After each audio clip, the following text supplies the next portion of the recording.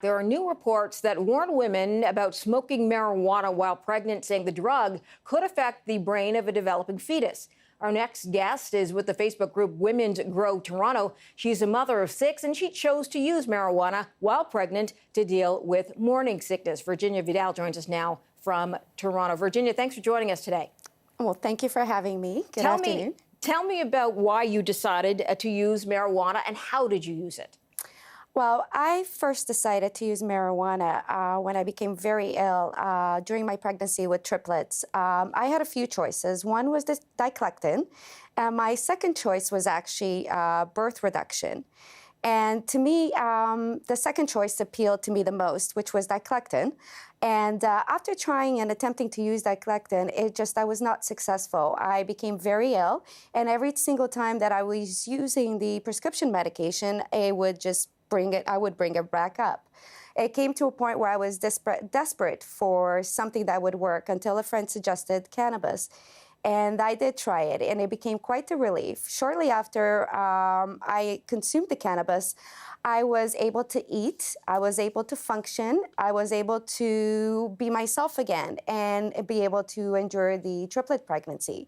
Not only I was able to endure the triplet pregnancy, we made it up to 34 weeks. My triplets were healthy, no NICU stay. They left the hospital with me. They all were weighing over 4 pounds each. Actually, the one child was 413. And they are now 10 years old, and I just like to say they have continued to be healthy children. Not only they are healthy children, they're also, all 3 of them are A students. All right, Virginia, let me ask you, how much were you using? Were you smoking, or were you consuming it, like eating it? In the initial stages, I was smoking because I was not really aware of many other methods. But as soon as I discovered a vaporizer, that became my next method. And how much were you using it a day?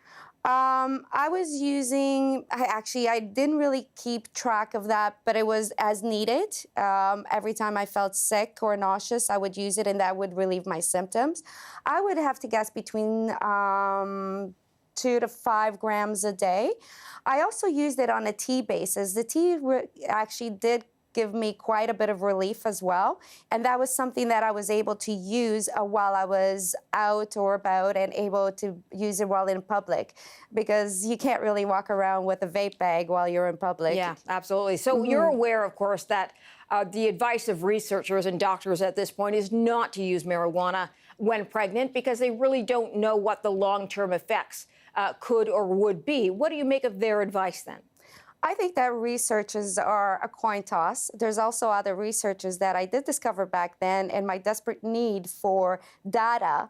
I discovered a 30-year research that had been done on women that consume cannabis during pregnancy, and actually had quite a bit of positive data in that research. And I think that's really what we should be looking at. A research that was done back in 1994, and it was followed for 30 years. It actually followed the children for 30 years. I think a lot of the recent researchers are actually very new and quite premature to be making these assumptions. And I think that more data and more time is needed. I think actually research from women like myself and others that have consumed cannabis for many years need to come out and provide this data and information to many of these groups who are doing the research. All right, Virginia, we've got to leave it there. We have run out of time. I appreciate you coming in to talk to us today, though. Virginia Vidal joining us from Toronto. Thanks for that. Thank you.